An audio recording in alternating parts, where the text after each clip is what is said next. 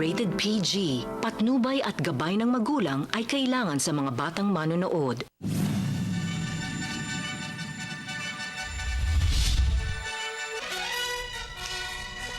Maayong buntag kaninyong tanan. Welcome sa atong programang Gikan sa Masa para sa Masa karong adlaw Domingo, Disyembre 13 tuig 2015. Kita madunggan simulcast sa DXAB 1296 ug makita no sub sa channel 61 ug 62 sa Sky Cable. Ako si Attorney Geraldine Chu ug alang lamang gihapon sa atong hisgutanan karong buntag atong makauban walay lain kundi ang atong Mayor Rodrigo Duterte. Maayong buntag, Mayor. May buntag kanimo Geraldine, may buntag kaninyong tanan. Okay. You had a very busy week. Yes, 5 days straight. Naa ka dito sa kauluhang Yes. Manila ug daghan ang imuhang gibuhat dito. Kadtong Miyerkules, you had an interview diha sa DZMM ug imong gilatag ang imuhang mga plataporma di gobyerno. Usa dinhi sa imong gisulti ang pag-implementa sa mga local ordinances nato diri sa Davao at the national level kung ikaw mahimong presidente ning atong nasod. Unsa ning mga ordinansa, Mayor, ang imong gustong ipatuman at the national level? Number one, no smoking. Just like Davao. But you have to soften the rigors of the requirement. Naalay mga smoking areas, but it must not be in a contained area. Okay. Both pasabot gawas sa building. That is the usual practice in almost all of the countries in the world. Ang Davao ang matindi kasi including all public places, and you can get arrested smoking while walking on the streets and highways of Davao City. And since we have maintained that policy, we will as well continue. But po dito sa national, if I make it to the Pasig, before I drown, no smoking yun. And I said tempered that you can have places where you can smoke because I know that yung the narcotics in it, sa sigarilyo, sa nicotine is addicting, and therefore if you are smoking, you get addicted to nicotine, then you must have a fix for that day. Pangitaon sa lawas smokers na pangitaon gid sa lawas, moments of stress, moments of merrymaking, drinking, ano yan, so it would hit thousands. Okay. Maybe millions. Kasi like, but you know, this particular law or ordinance is not really intended to deprive you of your fix for the day. But rather, ang nicotine is cancer-causing merchandise. And I have to protect those who are not smoking or non-smokers. Hindi sila gustong nasa mga inside restaurants or in this building, there's somebody is smoking and throwing his poison to everybody in a particular room. So kailangan talaga it has to be absolute in the sense that you cannot have a corner there because just the same there's the circulation. But so, I would be lenient on the requirements of smoking areas. So, expected, Mayor, nga dako ang resistance ni ini dako gyud ang resistance, just like Davao. Because dako na, and everybody will hate me for that. And it could cost me, mudagang yung presidente, votes. Kaya ganang manigarilyo, kadaghanan naman sa magtiayon manigarilyo. But I'm sorry, in face of dire warnings about cancer, mingon ko di mo mabuto na ako, so be it, and if I lose then fine, basta na ako yung mga patakaran nga di pod na ako pwedeng i-barter away. Even the tobacco companies. Not even the tobacco companies would lobby. Mugasto na kontra sa ako. So I'm sorry, that's one of those things na ang uban man gud dili musulti ana kay mahadlok og the lobby money, and of course the cost of losing votes. Pero ako, I'm prepared to win. I'm prepared to lose.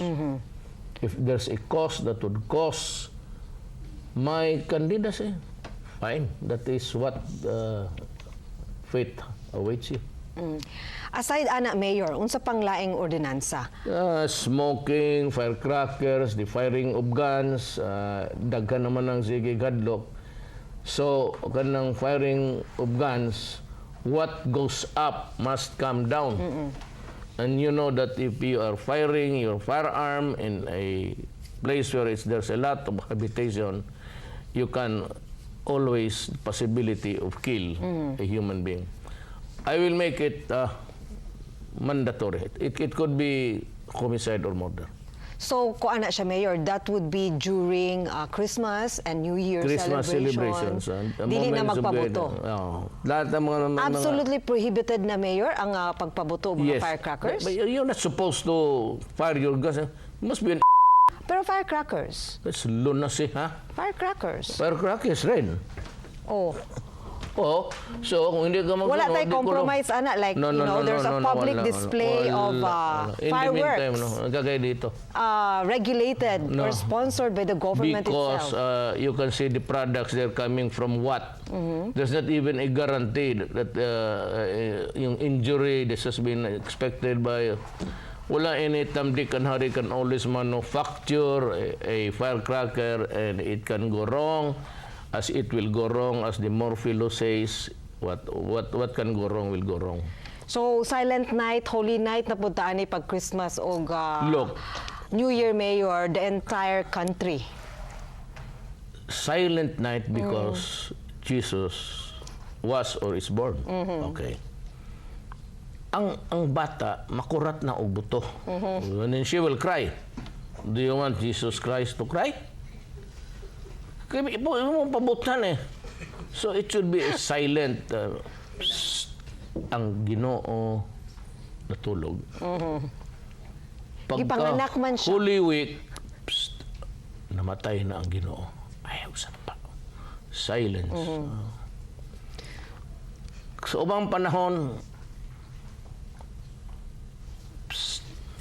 parang ganun.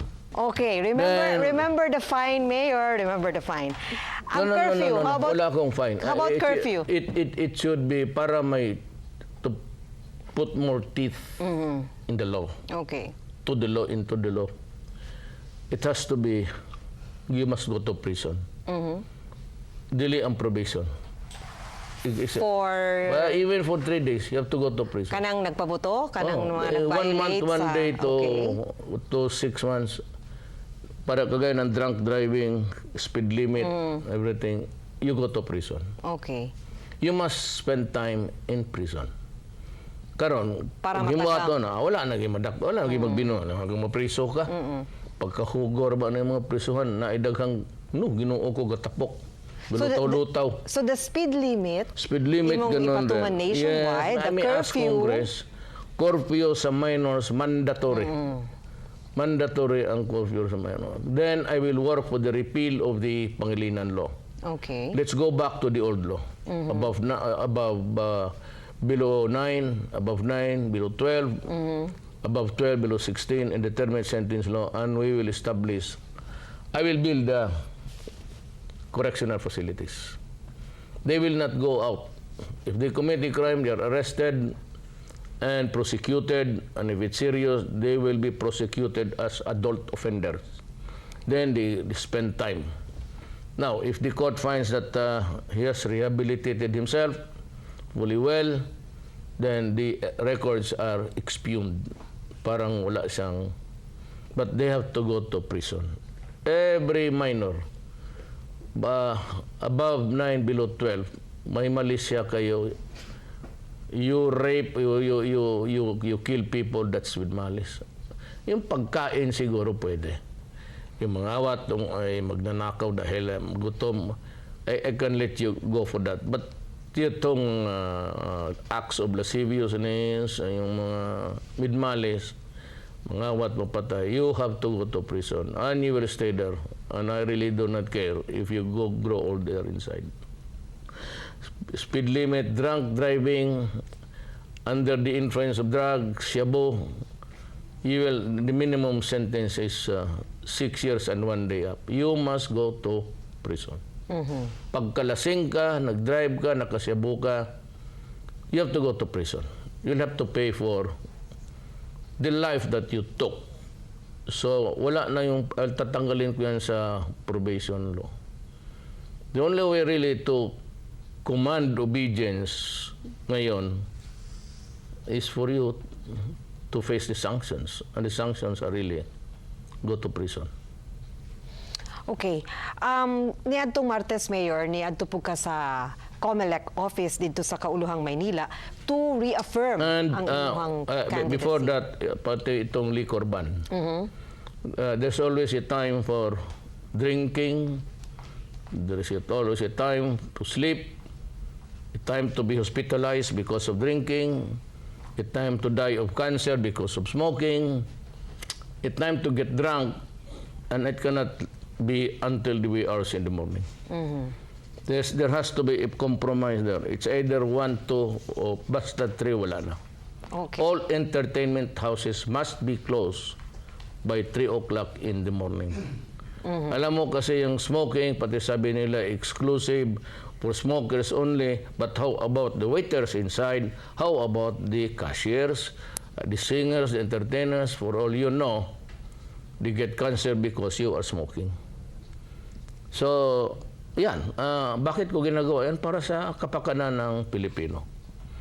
It is to protect public health. Pag mag-cancer ka na, ubos yung sweldo mo. You get cancer, yung sweldo mo, magkano sweldo mo? Singer ka, sige kag sigarilyo da. By the time you get cancer, kanang imong kita hurot na, waiter ka lang, o ordinaryo ka lang, taglima ka buwan ka sa ospital, patay ka. Then, prinda kag yuta, prinda kag balay. Why? Medisina. Why? Kisabay, milyonaryo na to. So, if you have to protect the public, you must be brutal about it. Okay. Prangka-prangka ta. Health na. Kamang sigarilyo, milyonaryo mo. Karon, kung magkasakit mo, cancer, sustenir mong bayad sa ospital. Taglima ka buwan. Walang ano eh. Ako ang nagsigarilyo. Look what I got. I got Burgess disease. Muna ilang i-capitalize ka. Di daw ko mabuhi. Kitoy. Kadi na daw mo. Di na daw maglihok. You know, I do not see any rhyme or reason, legal or otherwise, why I should allow the perpetuation of a practice or activity that is deleterious to human health and danger to human lives. Wala akong nakita. Drinking until we hours in the morning.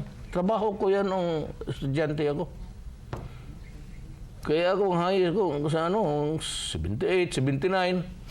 Kaya hanggang umaga sige inom. Kunti na lang aral. Pero okay Pero lang. it's just the establishment ang ipapasara at 3 o'clock. They can continue drinking at home. If they For want all to. I care. Diba? Yeah, let me know so that I can contribute to your funeral expenses. Okay. Mahirap kasi yan. Alam mo, itong bayan na ito, pasupladuhan eh. Do you know that obedience to the law in this country is discretionary or is an option? For the people who are rich there, they can always smuggle one load of what? Ano nga, pwede natin bayaran niya. Kaya bigyan mo lang si komisyon, okay na yan. And sa baba, because they do not really care the sanctity of lives. Mga kriminal, they have their way because they threaten your essence to life. Kaya takot ang tao magbigay ng pera. But you know, in Manila, and every year, mag-hold up sila, hindi na yung give me your money or you die. They will just simply shoot you, tapos kunin yung pera. And that's happening everywhere. So what's the... Pag ginawa mo yan, gagawin ko sa iyo yan. You shoot the owner of the money, you get the money, and I'll shoot you so that I can get the money and give it back to the wife of the owner of the money. Gaana lang. Ay, ginoo mo akong... I'm addressing myself to the criminal. barilin mo yung biktima mo, patay. Pag maabutan kita, barilin rin kita. Patay ka, kunin ko yung pera, isauli ko doon sa asawa. Ganon. Tapos pag wala kang pera, pag sabi ng gobyerno, ilibing ka, kagaya rin dito sa ginagawa ko, hindi ako pagka paupers burial o hindi ka kilala, so you do not have any relatives to claim your goddamn carcass, kadaver, di balutin kita ng banig. Bakit ako magbili ng lubong-lubong dyan? Don't expect me to pay you for your kabaong. Banig, barato yan, tapos ilibing lang kita dyan sa public cemetery. Okay. Mayor, katong niadto ka sa COMELEC office in Manila to reaffirm your candidacy for the presidency. Why do you have to do that? Kano kinahanglan pa kamo adto didto nga mag-reaffirm sa imuhang pagkandidate? Because to tell them that I am the substitute candidate of the PDP. Kung dili kamo adto to make that reaffirmation, would your substitution be because questionable? Dino could not be, by any stretch of imagination, Dino could not be disqualified or Okay. cannot be disqualified. You know why? He was the candidate of the PDP. And we are allowed so many days to firm up. O maglagay kami kung sino pa. That has to be simultaneous. Hindi mo tanungin si Dino kung may pera o wala. Because Dino is not by himself the political party. The party nominating Dino would be responsible for raising the funds to finance his election. So bakit mo sabihin na wala siyang senador?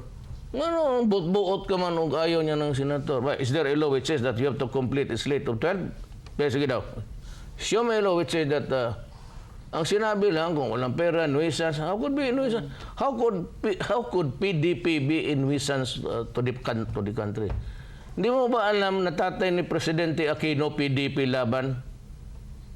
So, ang katong petition or move to declare him a nuisance Nanay candidate, rather. na-dismiss naman to, di ba? Kay moot an academic na kuno because he withdrew But his candidacy. there's still nitpicking on it. Okay. Sige sila ganun. Ako naman, pag disqualify ako ng COMELEC, go ahead, be my guest. Pero Mayor, ang main basis para sa pag-disqualify sa imuha was really the substitution, right? No, yung sa papers. Oo. Oh. Kay murag mali ang iyahang Form. porma, unya kung invalid to, there's nothing to substitute kuno. Look, every lawyer in this town knows that form does not really matter. What is stated there, he said that he's running for president. Ano ba naman yung form, yung mayor, i-crush mo lang na ngayon, lalagyan mo dyan president. Same. Form is, purma lang yan. No, you disqualify because and besides, why did you, I'm addressing now to the COMELEC, why did you summon Dino to a hearing to hear whether or not he is disqualified? As a presidential candidate. That hearing was scheduled for presidential candidates. So bakit mo sabihin ngayon nga magtakbo siya ng mayor when as a matter of fact, you, the COMELEC, summoned Dino to appear and question him why he should be running for president and why he should be qualified to run. So, form, estoppel, sila na mismo ang... So parang... Ngayon, if you still find enough reason to disqualify me, pwede kayo. Nasa inyo yan. So, your hearing, no? Sa imuhang Mamili na lang kayo kay disqualification. Binay or kay sino itong isa? Rojas. Uhi. Rojas. Jose. He is the... He said that ito daw peace and order ng Davao myth. I would like to ask the President, presidential. You claim to have graduated from Wharton School of Economics. That is a myth. You did not graduate sa Wharton School of Economics, Mr. Rojas. Wala doon sa listahan na ikaw nakakompleto ka ng 4 years or 5 years for a degree. Tanungin mo ang Wharton School of Economics. Maybe umenroll ka niyang 3 months course, yung correspondence. I would believe that. Pero ikaw na nag-graduate, nakatoga, show me, toga na nandoon yung nanay mo na I graduate of economics.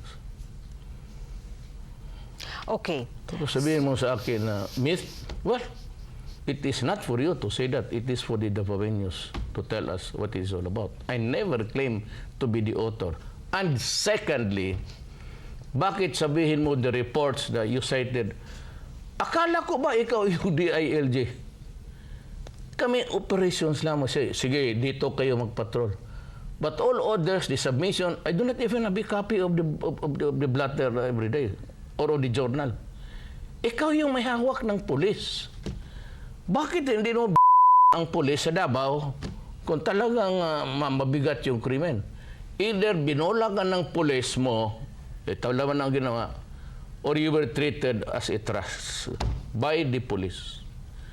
Kaya magpasurvey ka sa krame. Kung manalo ka, mag-withdraw ako tapos kakampanyahan kita. Ikaw yung nag-umpisa eh. Ikaw yung nagsabi na may cancer ako. You broke the camel's back. I was really holding na ayaw ko. Then, you got my children into anger. Kaya hindi na sila nagsabi, wag.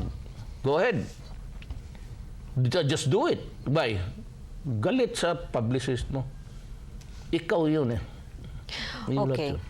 Mayor, ang imong mga activities karong Pasko, imong mga pahalipay nga giambungan. Pati yung sa Yolanda. I was there day 2. Okay. Mr. Rojas, you cannot handle stress. That I can tell the Filipino people. Huwag kayong magkamali niya. Okay. He cannot handle stress. He has something, tatala. Greetings ta, Mayor. Wala na tayo oras. Happy birthday to Colonel Roy Atienza. Ayan, military. Kunin mo daw, kung kaya mo. Advance happy birthday to Tony Boy Florendo. Hindi talaga ito sa iyo, sigurado. Attorney Andy Lu, ang Barangay Captain Tech of Daliao. Advance happy birthday to si Ikit Garcia o si Marina Rubivar. Okay, daghang salamat kay Lizelle de la Cruz of Hair to Dye for Salon for my hair and makeup. And Dr. Sara Ladao of the Tooth Clinic, Otoy Mercado for grooming the mayor, Metro Lifestyle Fitness Center, Bloom Facial Spa, Mags for my outfit, Ideal Vision Center, ug para sa ato ang lami ang pamahaw karong buntaga. Daghang salamat sa Kuko's Restaurant Bangkal. Mga kapamilya na humanasad ang atong episode hangtod sa sunod natong panag-uban-uban. Daghang salamat ug maayong buntag kaninyong tanan.